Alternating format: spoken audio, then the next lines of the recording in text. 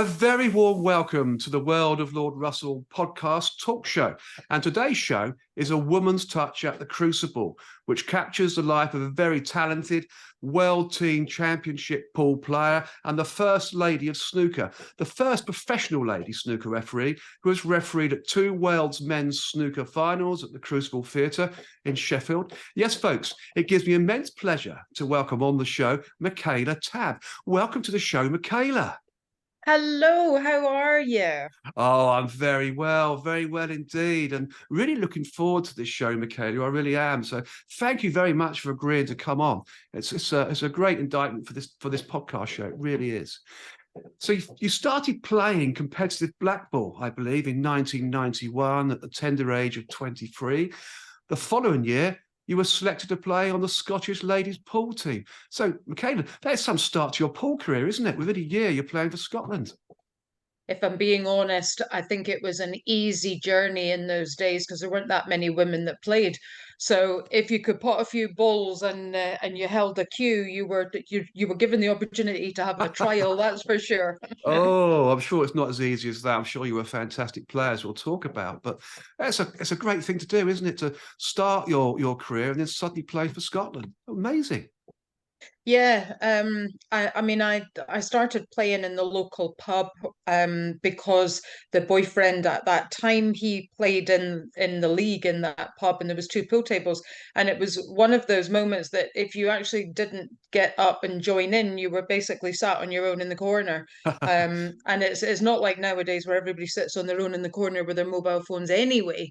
It was before those days, so it was a matter of okay, right, let's have a go, and I took to it. It was fabulous. Well, that's brilliant, a brilliant story. I think, yeah, going back in the day, that was always the way, wasn't it? No mobile phones, sat quietly in the corner, drink in hand, watching boyfriends play pool, or join in and play yourself, which you obviously did, which is fantastic. You went on, Michaela, to captain the Scottish ladies team to two consecutive pool Grand Slam titles in 1997 and 1998 by winning the Nations Cup, European Championships, and of course the World Championships in the same season. I mean, that's some achievement, Michaela, isn't it? Please tell us more. I mean, you obviously were a great player. Well, in at that period of time, the team format was a 13 ladies team, 11 played and a few reserves, and it was quite difficult for other teams to compete. So it was only mainly the home nations that had teams, England, Scotland, Ireland, and Wales. And then because we obviously wanted the game to become more global, the team sizes went down, which meant more teams came in, which is why we're not as dominating now as we were in those days. But we went through a period of very, very strong players. And I'm not taking all that as if I've had anything to do with it. I was one of a very, very strong group of girls that played for Scotland at that time. And it was just the way the format was. It made it easier for us to dominate. And we're not doing it anymore. So it's definitely opened the doors. But so many more people are playing, so many more ladies are playing, which is fabulous because that's obviously what we wanted. So our events are worldwide now, which is great for the game of eight ball, great for the game of pool. No, that's quite amazing. And say to win the Nations Cup, European Championships, and World Championships, that is some success. Let's be honest, and you're part of that successful team, and it's brilliant. I'm sure if you're playing now, probably you'd still win something, Michaela. Let's be honest. I've read all about your pool days. You were a great player, so that's fantastic to see. And Yeah, well, don't play anymore now. Done are those days. Might yes. might have a go for a packet of crisps in the local pub if I'm having a vino or two, but that's about it. Oh yeah, you could turn up, couldn't you, and pretend to be somebody else, lose a frame, and then win the next two and clean up on the night, couldn't you? Really? So that's being a bit of a great player that you are. You could do that, I'm sure. I mean, after your success as a pool player, you began refereeing pool on TV when Barry Hearn raised the profile of the nine-ball game by securing the promotional rights to the World Championships. And your husband, Ross McInnes, encouraged you to pursue refereeing professionally anyway. What great advice that turned out to be as you made your professional refereeing debut at the St Andrews Cup 9-ball pool tournament in September 1997. It sounds like an incredible journey as a professional referee, Michaela, doesn't it, in pool? Well, it was a bit of a being in the right place at the right time almost with the St Andrews Cup. That was the first event I officiated with Matchroom. Ross had been in the event previously because it was held in Scotland. It was a one-day event, and he knew they didn't have any American pool refs in Scotland, so they used to bring one up from England. And then it must have been early 1997, he suggested to me, why don't we say that you could do it? When you play pool, you have to have a level of refereeing anyway, internationally, because you sort of referee each other's games. And well, I didn't know the rules, and he said, well, we can learn them. That's easy enough. So we sent a CV down, which I actually made up. It was some fabulous fiction, I've got to say, and a photo, and I did get that job. So that was the first event that I did do with them, but that was actually the start of 17 years with them, because I was asked back after that event. I couldn't do the Mosconi Cup in 97, which I was asked to do, but I was then asked to do an event that they ran mid 1998, and that was it. That's basically the rest is history. I was with them for the next 17 years, and through that, World Snooker saw that there was a female out there professionally reffing on Yes, we'll live come on to TV, that. which Exactly. obviously is the was the key thing for them because they didn't have any. So yeah, it all started from my husband seeing an opportunity. Wonderful. I mean, that's great to hear, isn't it, in 1997? And of course, just to follow that up a little bit more as well, you refereed on television for the first time the following year, when in 1998, in the St Andrews Cup, sponsored by the Matchroom Sport at the time as well, was broadcast on Sky Sports. You then went on to become one of Paul's top officials, where you officiated at top tournaments such as the WPA, World 9-Ball Championship, the Mosconi Cup, which you've just mentioned. And in doing so, you established significant milestones, of course, for female officials in professional cue sports refereeing.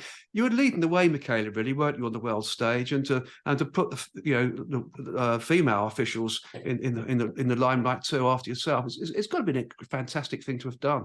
It's amazing, isn't it? Well, yeah, of course, it's my legacy, the fact that there are so many now, which whenever I turn on to watch snooker, if I do and see them, I think I've got to pat myself on the back a little bit, that You it's have. because of sort of what I did that I laid the foundation for them. Absolutely, and quite rightly so too. It was needed, wasn't it? We'll come on to that part of the snooker later on in the show.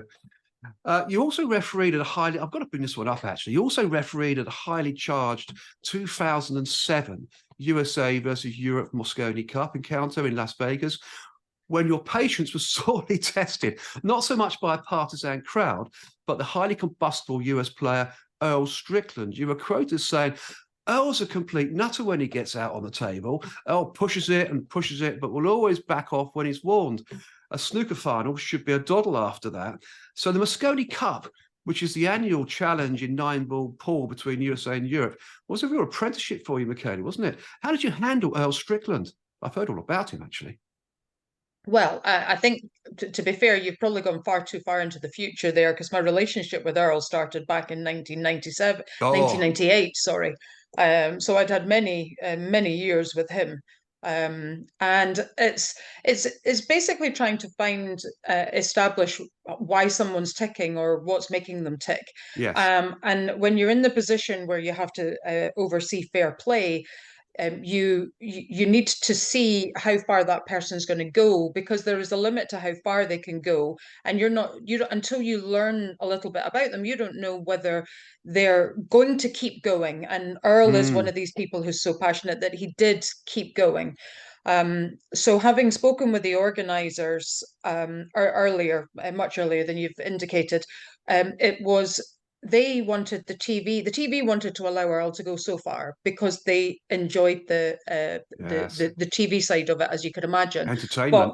yeah, exactly. We were also then told that we had to feel ourselves where the point was that he was going too far, and at that point then have that sort of verbal warning, or advise that a warning was going to be the next if he carried on. So he was always allowed to a certain extent to go so far, and then he wasn't silly. He wasn't a stupid man. He's a very, very intelligent man. And as soon as he realized that there was a potential warning, which would be a foul if he continued, he would then stop. That's when he stopped. And you learn that everybody, at the end of the day, it comes down to they still want to win the game. Whatever else is going on, or whatever other stunts they're pulling, they still want to win. So when they're threatened with a very serious foul of a ball in hand, then they start to toe the line.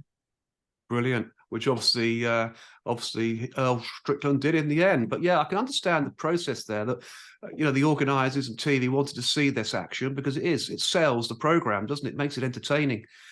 So I do understand why they'd want to keep him, doing what he was doing. But of course, then understanding it was better that he knew also himself when to stop, because he obviously wanted to win, as you say, the tournament.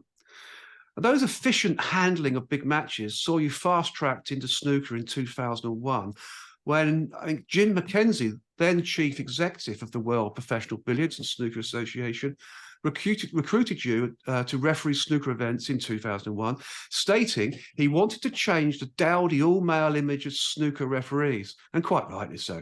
And incredibly, you were exempted from the customary 5-year refereeing apprenticeship, qualifying as a Class 3 snooker referee in September 2001.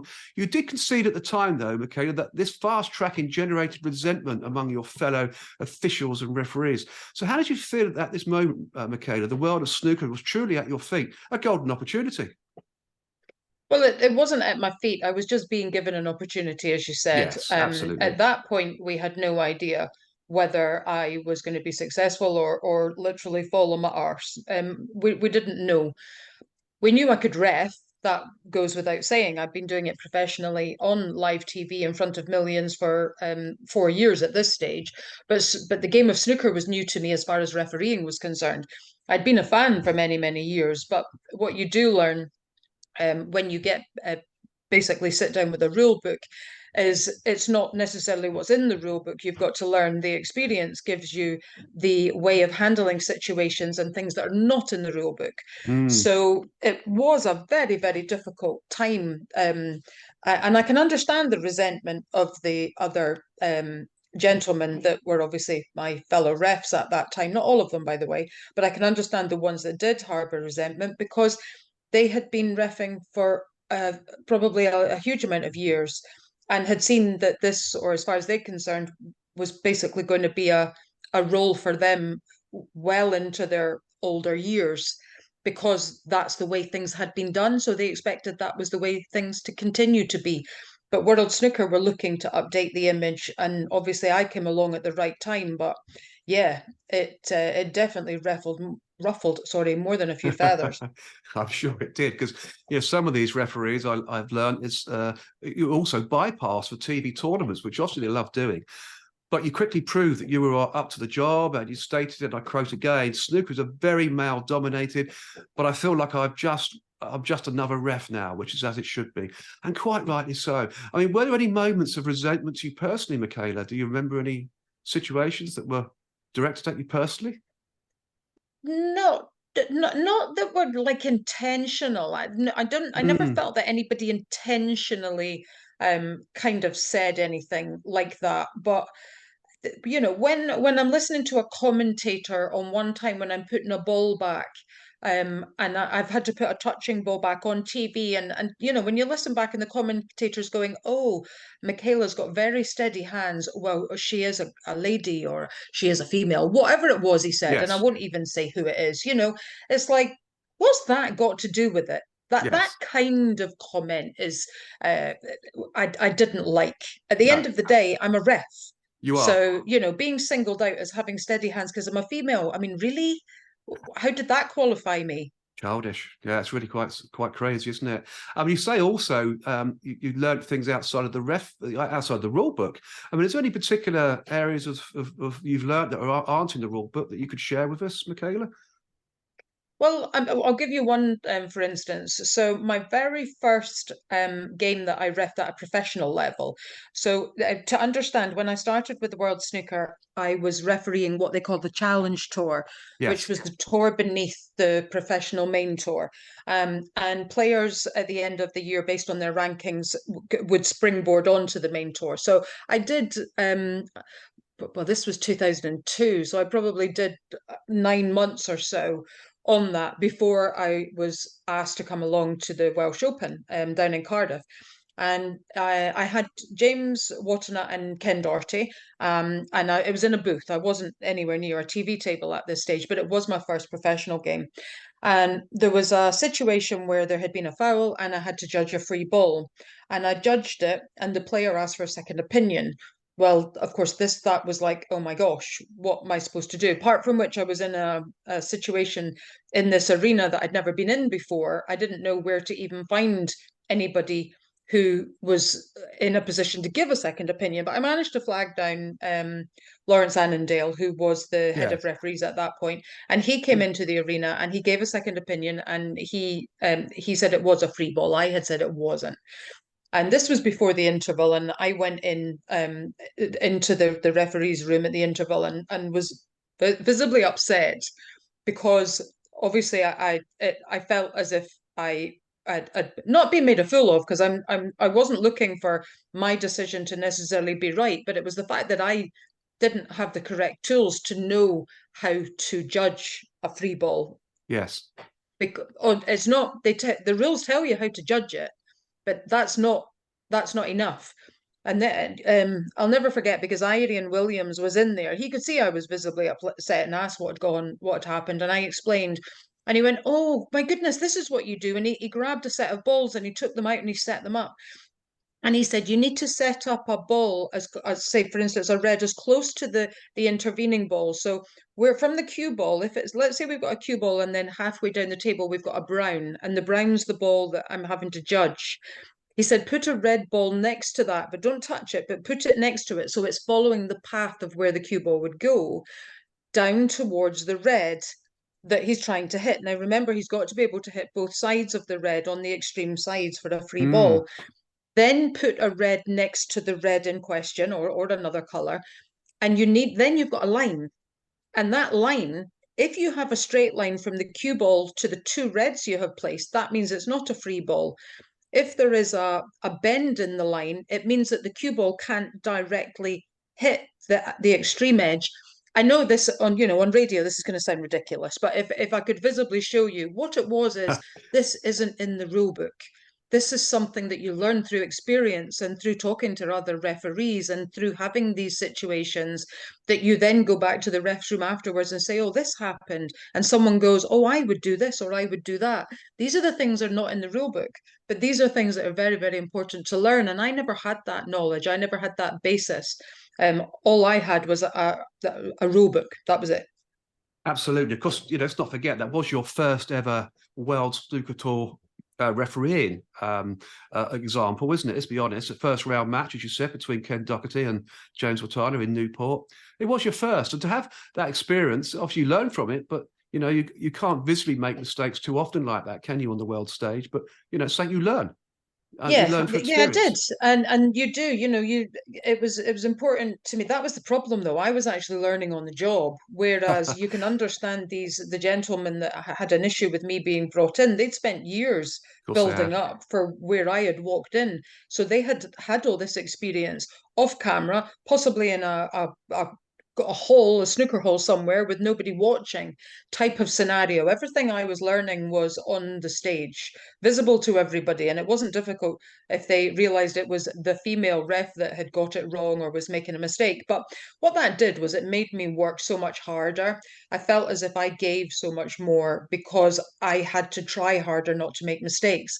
But actually, that wasn't a bad way of going to the table as standard practice, because it meant that I was putting more in and therefore doing a very, very good job. Over a period of time, obviously, you learn these things, but I was doing the best I could do every time, as opposed to sometimes having a good day, sometimes having a bad day. I felt as if I had to have a good day every day. Absolutely, quite rightly said too. And of course, you did the right thing, Michaela, by the sounds of it. You asked for a second opinion. I mean, if you don't know, it's a good thing to do, isn't it? Make that call. Well, yeah, now I wouldn't have allowed that, obviously, Mm, because I would make a judgment and I would make it to the best of my ability. But even I knew at that stage that I didn't know it was right or wrong. And the fact that the player, I gave my opinion of what I thought, but the fact that the player questioned it, that tells you that it possibly wasn't right.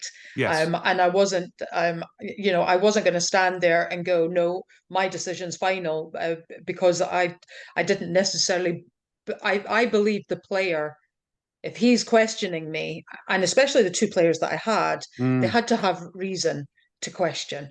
So, should have I called them over? I probably should have been in a better position where I had more experience, but they wanted the fast track program, and that's what it was all about. It was, to a certain extent, I had no choice but to experience these things actually on the live stage. absolutely right. Absolutely right. Of course, this is snooker, a gentleman's game. It's not football where referees get questioned for every incident. So if a player does question, it's probably questioned for the right reason. So yeah, great Yeah. learning curve. But it didn't stop you. You then became the first woman in history to referee a ranking tournament final at the 2007 Welsh Open between Andrew Higginson and Neil Robertson, which Neil won 9-8. You were rising through the ranks, Michaela, which is brilliant, really. So that instant in 2001 didn't stop you at all. How did you feel at the time? And any great memories of that 2007 final, the first refereeing appearance? It was absolutely wonderful. Oh, I really couldn't have asked for two better players, and what a match. The match was incredible. oh, And they're so lovely, which obviously helped. It's a different type of pressure situation, as I'm sure people could understand if I'd had like Ronnie O'Sullivan and John Higgins or Stephen Hendry. I had two at that point probably lower ranked players, but guys that I had spent reffing in cubicles as part of the journey through my reffing career up until that point that I felt comfortable with. They loved the fact that they were in my first final, which was lovely. For them to say that to me was so nice as well. oh, beautiful, yes. It really was. I've got such huge fond memories of that final. It was everything I wanted and needed it to be able to continue the stepping stone to obviously some more prestigious finals, shall we say. Of course, which we'll talk about a bit later, of course, on the show. Because snooker it's full of lovely people, isn't it? I've known quite a few players, and of course yourself, and they're great people, aren't they? Really, you very rarely get players that cause problems really within these championships and within these tournaments. They're quite supportive, I guess, too, aren't they? Have you found that a lot of players are supportive with you, Michaela, when you're making tough decisions? Absolutely, yeah, absolutely. I think what people maybe don't realize is they're all the players are human. Correct. They're normal Joe Blogs like us, if you like. And th okay, they've got a job to do at the table, as have I got a job to do when I'm at the table. But away from that, they're all fabulous, absolutely fabulous. I don't think I came across anybody that I disliked, and that's actually quite unusual. I'm not saying that I dislike a lot of people, but normally you find somebody that you think, oh, I can't stand this person or whatever. But no, I can honestly say I never came across anybody that I can remember anyway, and I'm sure I would remember them if I didn't like them for so there would be a Absolutely. reason. Oh, I'm sure you would too. And in fact, in December, I've got our mutual friend, 7 times world champion or 6 times world champion, Steve Davis, on the show in the back end of well, just before Christmas, in fact, 20th of December. So, Oh, you'll have an absolute ball with Steve, by the way. oh, Your yes. script will not last for 5 minutes because he'll take you off in directions you never knew. Oh, yes, I know. He's a great fellow. When I talk to Steve, we have some wonderful conversations. It's brilliant. So the show will be good. He's a great man, is Steve Davis, I have to say. A lot of time for him. And of Yeah. course, every snooker referee's nightmare is dropping the pink and Mr. Cluster of Reds. Did this ever cross your mind, Michaela, when you were at the table? I mean, you once stated, and I'll quote again, I'm great with my quotes, by the way, I could do without a delicate respotting job in the first frame before I've settled down. So I take it this has never happened to you, has it, Michaela, or has it? I can't remember dropping it and it going into the reds. I actually remember that game. I clearly remember that game you're talking about. It was Yeah, brilliant. in the Crucible, Yes.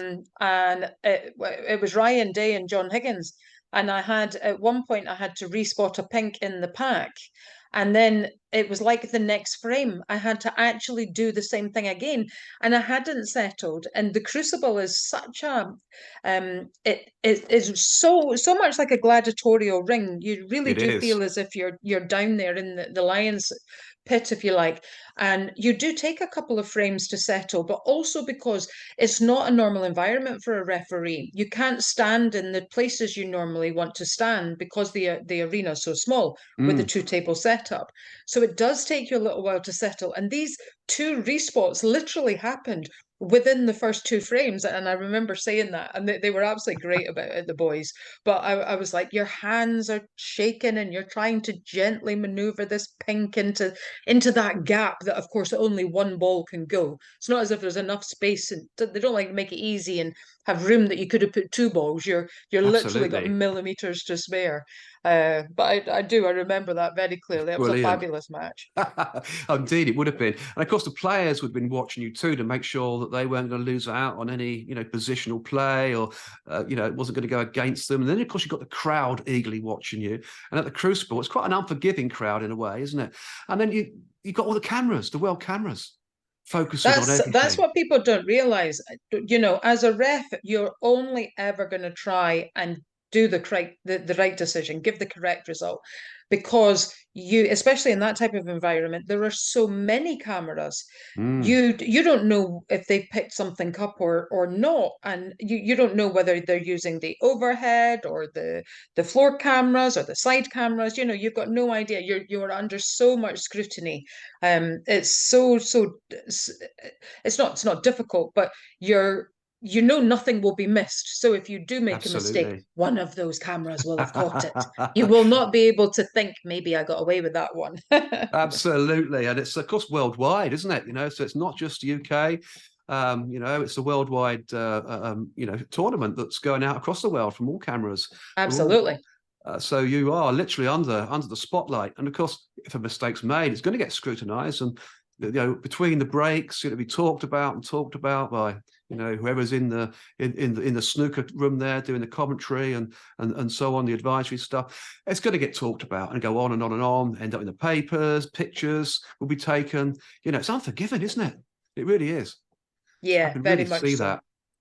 Brilliant, though. Good experience. Wish I could do it, but there we are. It's a tough. I'm sure it's a tough time, tough game to play as a snooker referee. I'm sure, particularly in those big championship matches. I mean, Yeah, absolutely. yeah, I remember someone said to me early doors that it's a very, very difficult job to do because you're always expected to be right and you don't you get any are. thanks for that. But if you're wrong, everybody is on you. So it's a very, very, it's an unthankful job, unthankful Yes. role on the whole. Yeah, just one small mistake and it's picked up, isn't it? Yep. Regardless of the rest of it. So, yes, unforgiving. It really is. And of course, as of 2023, this year, you are the only woman to have refereed a World Snooker Championship final at the Crucible in Sheffield, which you did twice, of course, in 2009 and 2012. I mean, that's some achievement, Michaela. It really is. So let's talk about these two World Championship finals and the memories of being the World Snooker Championship final referee.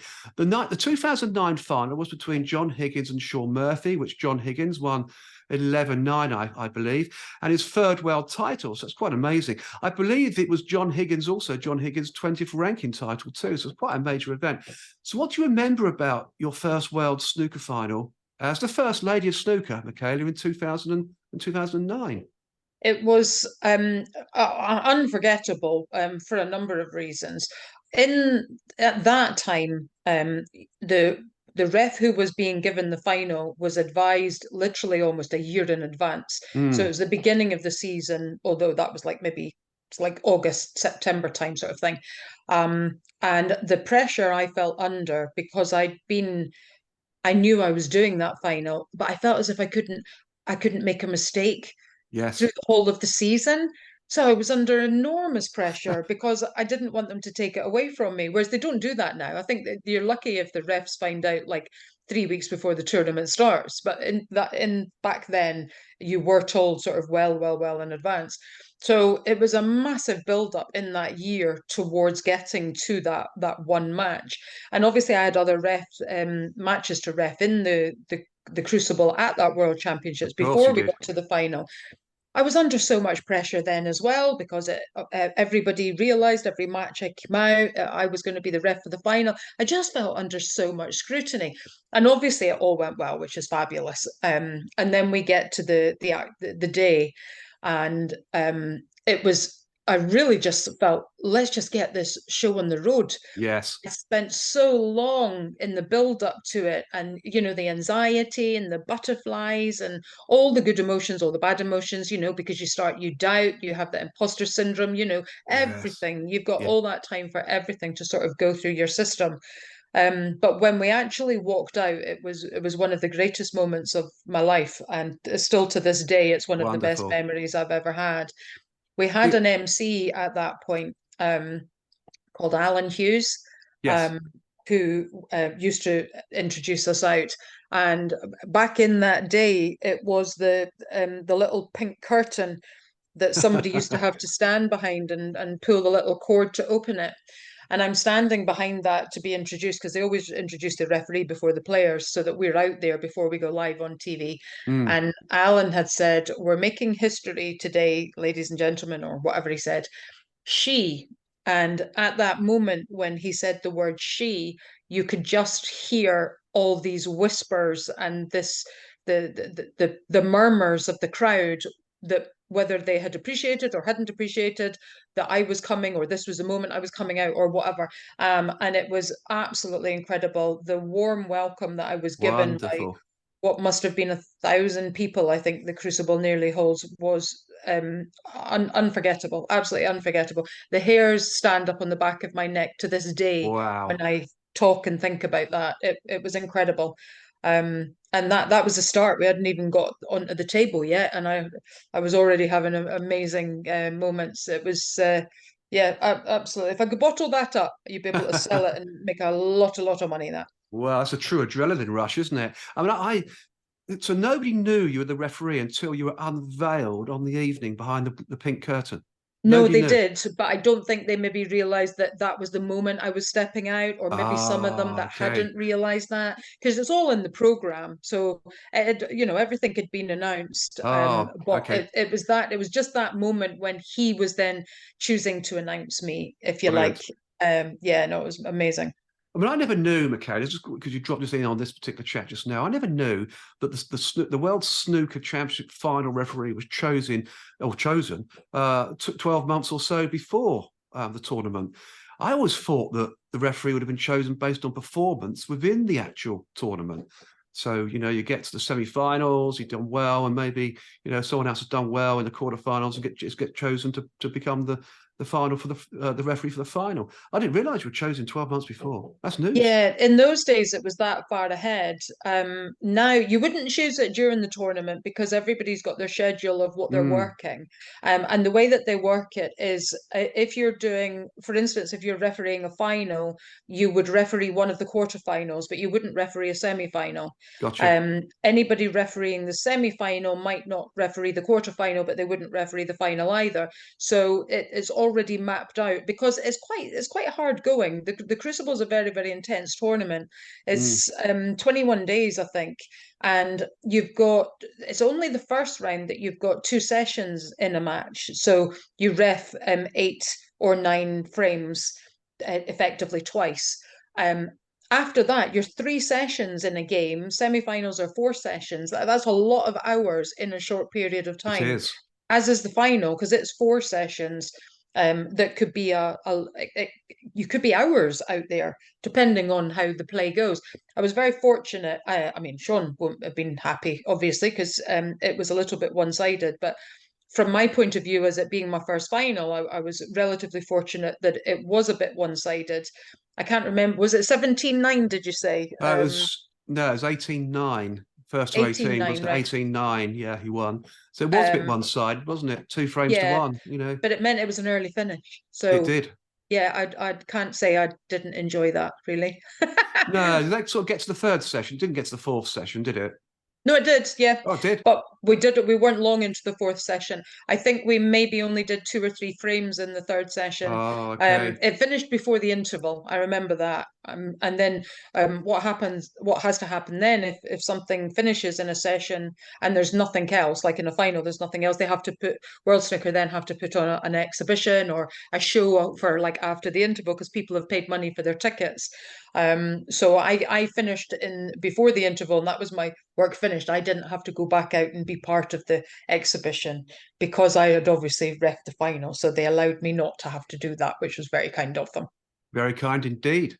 And of course, just a few years later, 2012 final was the year when Ronnie O'Sullivan won his fourth world title at the time by defeating Ali Carter 18-11 in the final.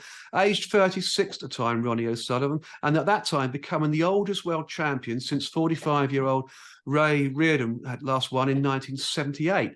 But of course, Ronnie has won since gone on to win further, world championships, up to 7 world snooker championships now.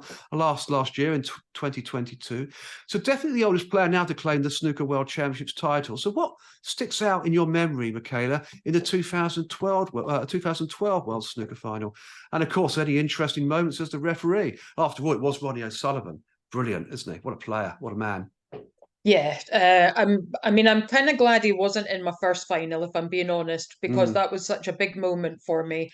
That and Ronnie's not the easiest person to ref for a number of different reasons. Obviously, his speed can be challenging, Oh, but the more is the little things people don't realize. Like he's ambidextrous, so you get yourself into a position around the table because you think he's going to cue over a ball, and you want to be there to make sure that he doesn't touch that ball, and he switches hand, and so you're completely on the wrong foot now because you're in the wrong place, yes. or where you're not where you want to be. So more of a challenging player, but to have him in my second final was incredible. And I have a lot of time for Ali Carter, an awful lot of time for him as well.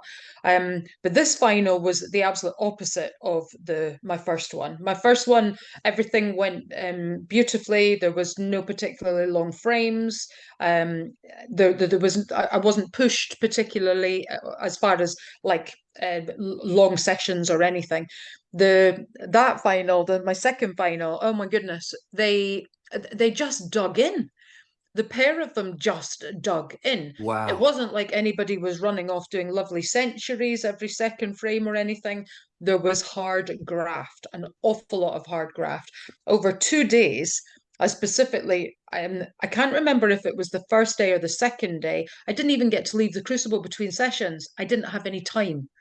I basically went down to the ref's room, took my boots off. My mum went out and got me some lunch, a sandwich or something at Marks and Spencer's, and Yes. brought it back so I could just sit and rest my feet because I didn't have time to literally leave, go away back to the hotel and come back again. And it was it must have been the first day because the second day we didn't, it wasn't too long in the evening. Um, but yeah, it was a much harder game, and nothing in the game particularly, but just a lot more safety, a lot more battling, as opposed to breaking and I want to say break and dish, but that's more of a pool turn. You know what I Mm. mean? Yeah, I Not do. if the players get up and do 4 lovely breaks over 70 in the first 4 frames, you've not done anything. All you've done is put balls back on the spot. Whereas when you're in a position where that's not happening, you're having to keep marking the cue ball. So you're mentally more engaged in the game. Mm. It's mentally exhausting as well as the longer frames, which is physically exhausting. So it was a much tougher final, but obviously a fabulous final as well, but a much tougher final than my first one. Absolutely. And I can remember working with Ronnie O'Sullivan. I think back in 2016, I organised and put on the 11:30 series event in Peterborough. And it was Ronnie O'Sullivan in the 11:30 series against Judd Trump. And I think Ronnie was 2-1 down on the two previous events. So he come to Peterborough needing to win. And he came in and he was at the practice table. I had a good chat with Ronnie and he was really on fire. And of course, Ronnie absolutely crucified Judd Trump 6-0 at the best of 11. And of course, the shot clock was 30 seconds. So it's fast snooker, two great players to play fast snooker, Ronnie O'Sullivan and Judd Trump. They're probably the fastest two players on the circuit today, aren't they, Michaela? And of course, we had a fabulous referee, Jan Verhaast, a big tall Dutchman refereeing, and he did a remarkable job because that was really quick play. And yeah, you've got to. The idea, I know the player can't play the stroke until you finish spotting the ball, and yes, when you've got to do that. But you really, as a ref, you need to move at the pace of the player. So if they're going quickly, you need to be going quickly as well. But you step up the gear, and it's almost like automatic. When that happens, it's fabulous because you're not caught up in what's happening because you can't really see what's happening. You can only focus on what you're doing as part of the position and putting the balls on the spots and things like that. So you don't actually see the game around you. You just know that it's going very, very quickly. And then, before he knew it, it was probably 6-0. And he's thinking, wow, that is how it plays out. That really is how it plays out. It really does. And of course, I picked up what you said about the fact that Ronnie plays equally as well on his left and right, which he does. And that must be, as you said, it must be quite hard to work against. You're not knowing where to stand because he could change hands at any time, and quickly too, because he's a quick player, isn't he? Yes, so that must yes, be quite very disconcerting. quickly. Yeah, I mean, normally, I mean, I know some of them, some other players do switch hands as well, but not as much as Ronnie, and not for as long. At the beginning of the game, I always make sure I know if my player's right-handed or left-handed, and then you automatically know what position you're going to stand in. Is so you end up in a position that you're on your autopilot to a certain extent. You don't have that luxury with Ronnie because you have to be aware that things can change very quickly. So you're never in a sort of relaxed state. You're on Exactly. high alert. Not for bad things, but because you if you miss it, the camera's going to have caught it. You know what I mean? Like we said Absolutely. before. Yes, I quite agree. I mean, Ronnie, I like Ronnie O'Sullivan. He was a fantastic guy. I got to know him quite well. And when I put on this tournament, down in Peterborough, I actually was asked to present Ronnie with the winning trophy, and I thought that's great. Walking onto the snooker stage, shaking hands with Ronnie, presenting this trophy to Ronnie, and enjoying the camera shots at the time as well. And I couldn't let go. Do you know what? I could not let go of the trophy. And Ronnie said to me, he said, "Do you mind letting go of the trophy? It's mine, I looked at him, smiled. He winked at me, smiled back. Said, of course, Ronnie. And I stepped back then. But what an experience! Great fella, Yes, really I nice can guy. imagine. He is an absolute genius. I mean, he's phenomenal to watch.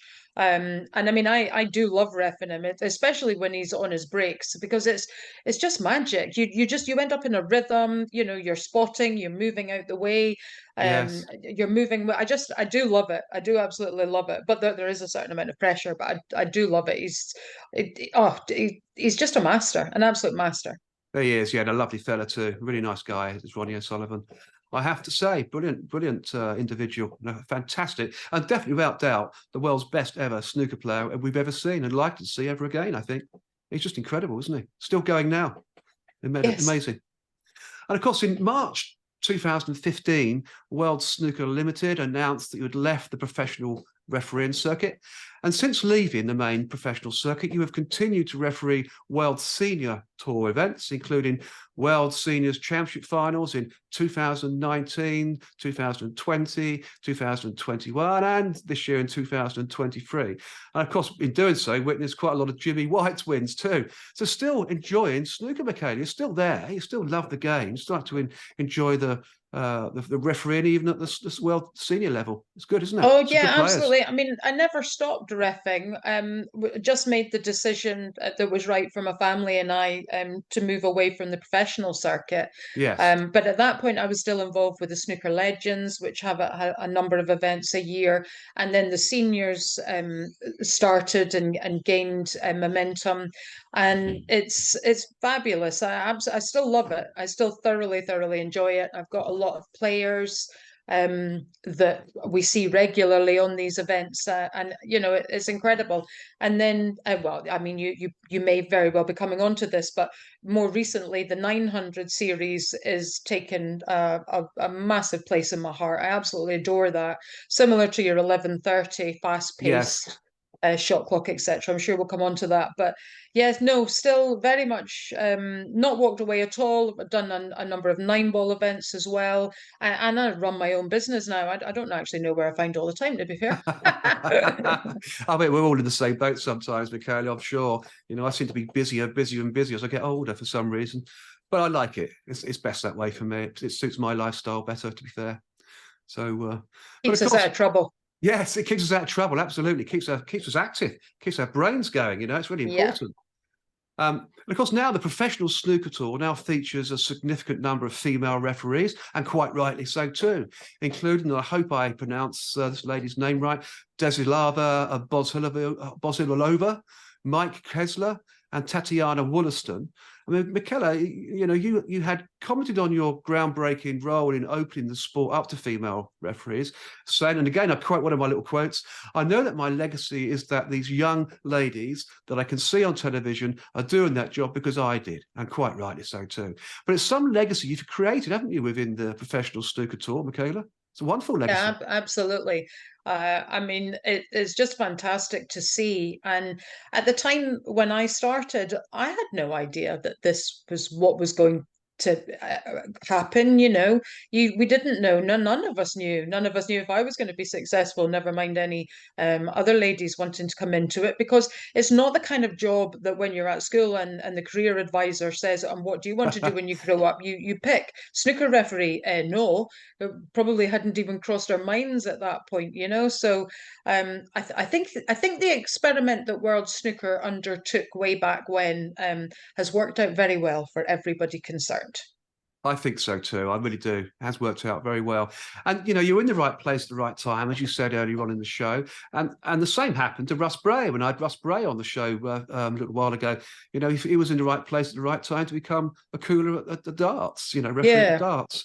It's just, as you said, it's not something you decide a future on. It just happens, doesn't it? And if you're in the right place at the right time, it's happy days, really.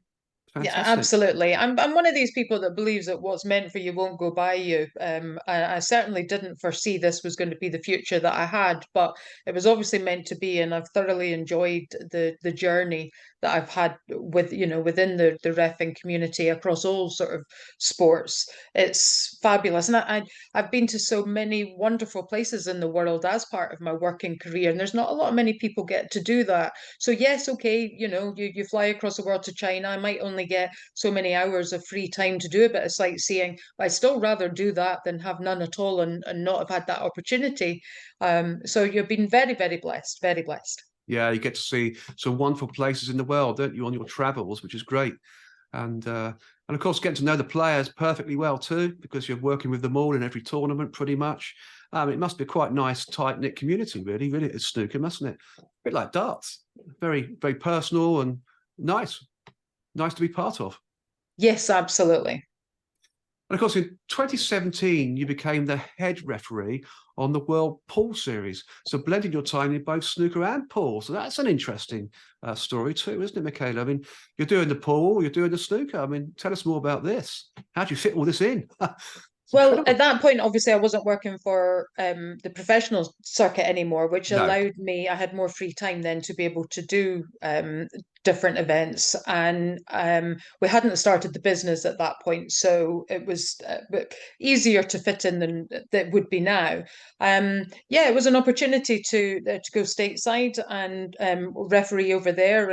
And what I realize is that as a snooker referee that puts the gloves on for American pool, we've got a different standard of refereeing, because I suppose we're a professional game, whereas American pool hasn't had that traditionally the same professional roots, if you like. So Yes. it's very good to be able to, because people always say, "Oh my goodness, you're amazing. You're behind. You never see you. You're behind the player. You see every shots and things like that." A lot of American pool refs stand still because they didn't know any differently.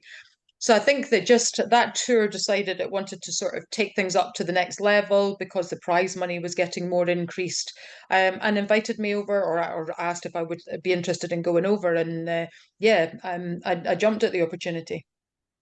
Quite rightly so too.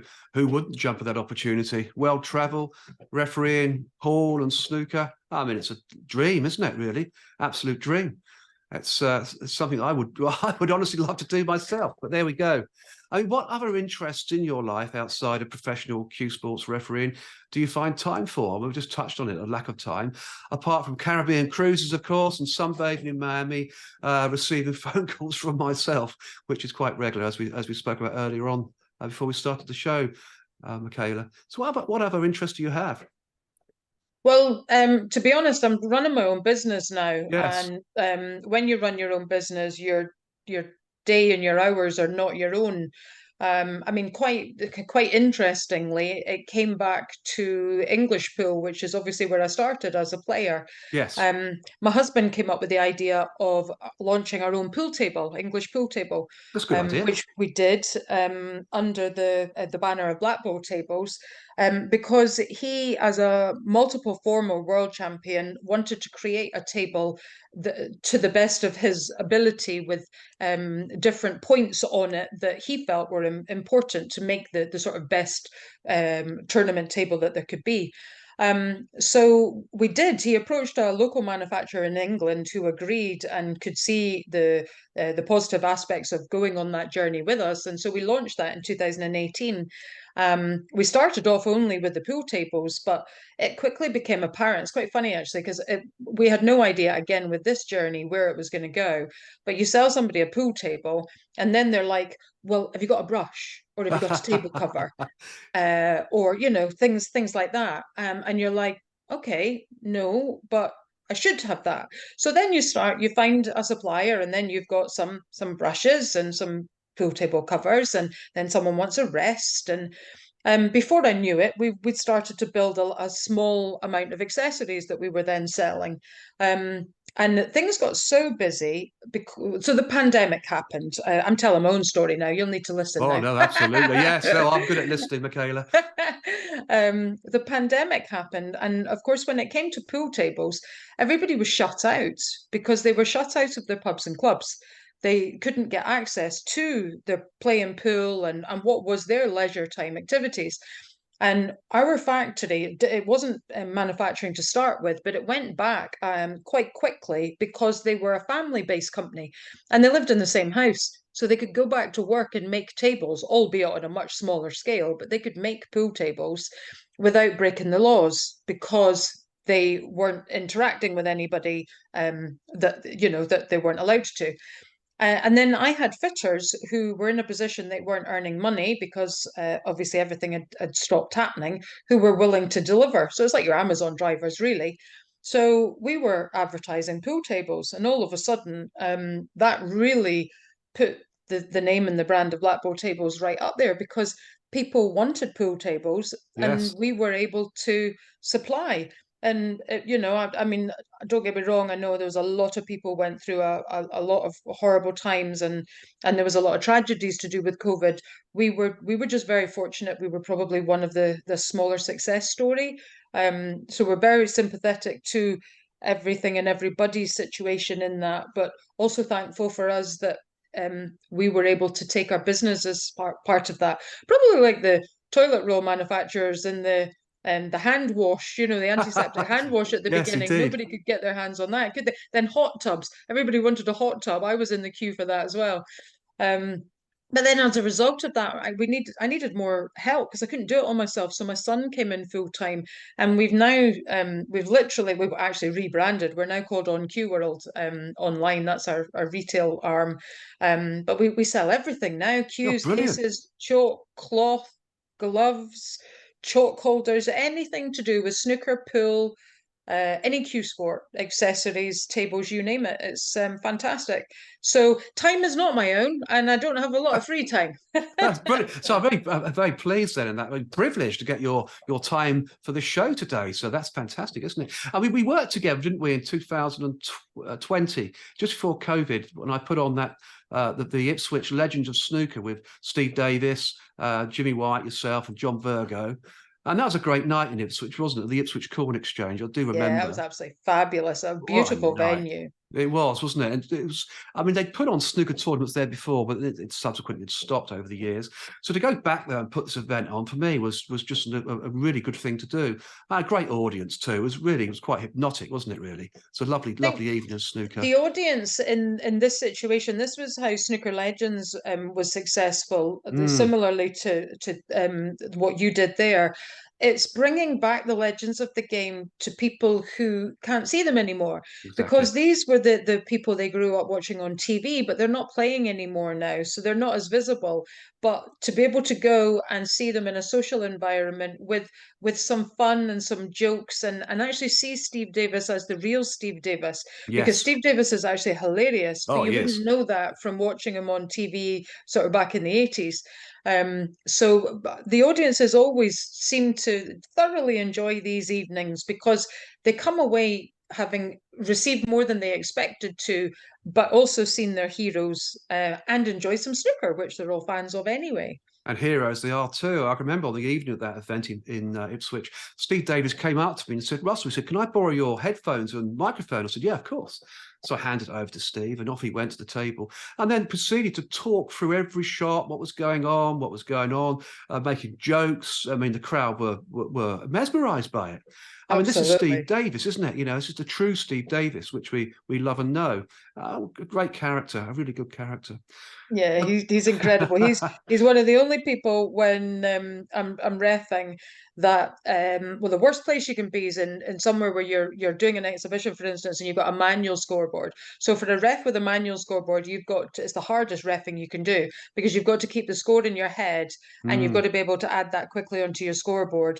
But you've also got to be able to figure out what the current score is, plus the score on the board.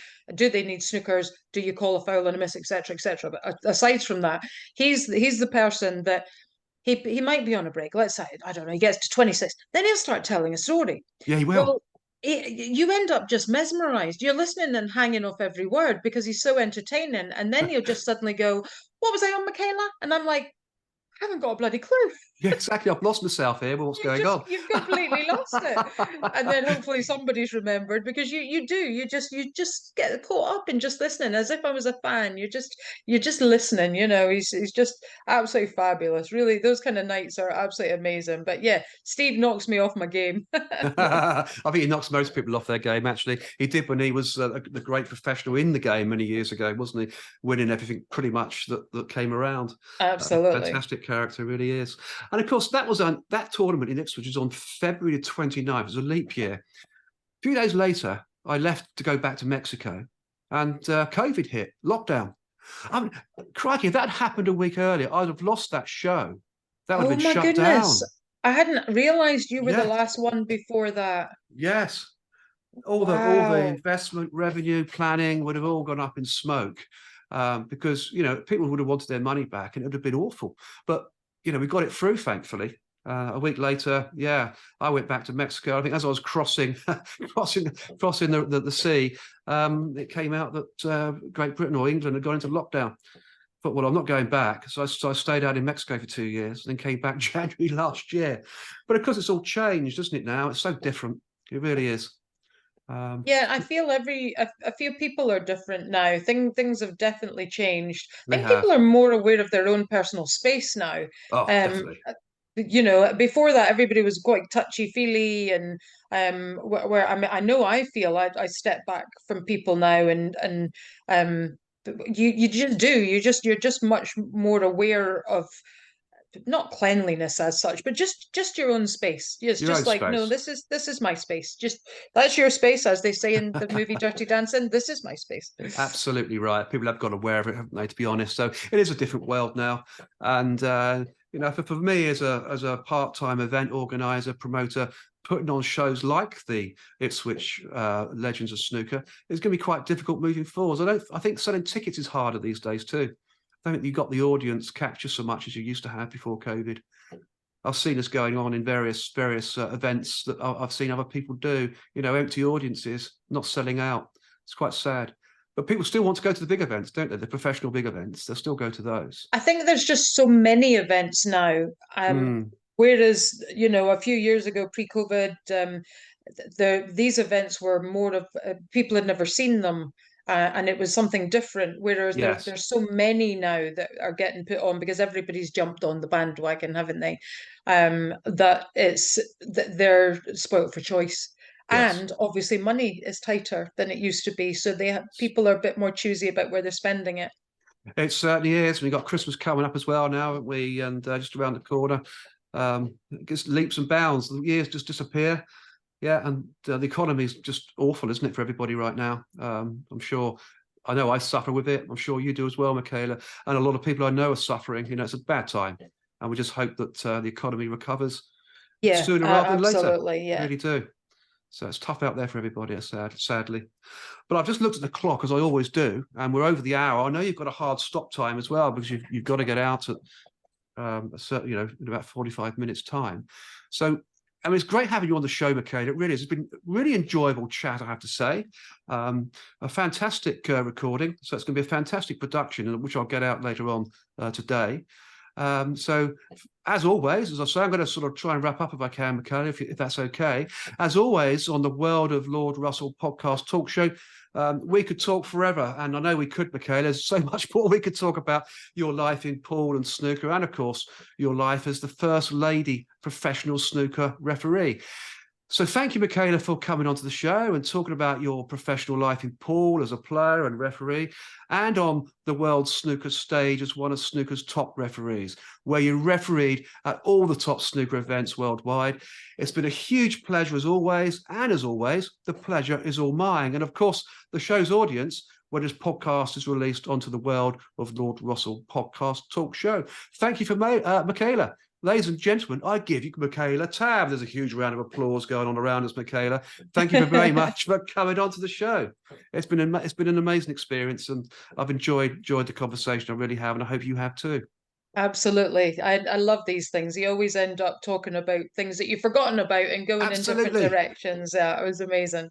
No, it's great, and it'd be a great recording too. Stay on for a few seconds. I'll just wrap up, Michaela, have a quick chat, and then you can go off to your other event.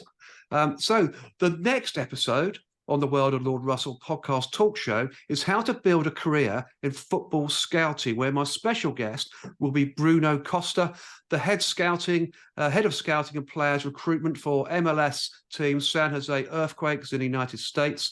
As a Brazilian, football has been like a religion to Bruno Costa, as you can imagine, and a sport Bruno has played and worked in most of his life. Bruno Costa has worked as a head scout for Brazil's national youth teams, and in doing so, scouted world-class players like Neymar Jr., Philippe Coutinho, Gabriel Jesus, and Willian, to name but a few. And now is helping the Quakes in the MLS to find talent. And of course, I'm looking forward to seeing you all on the inside. So until then, it's au revoir from her and au revoir from me.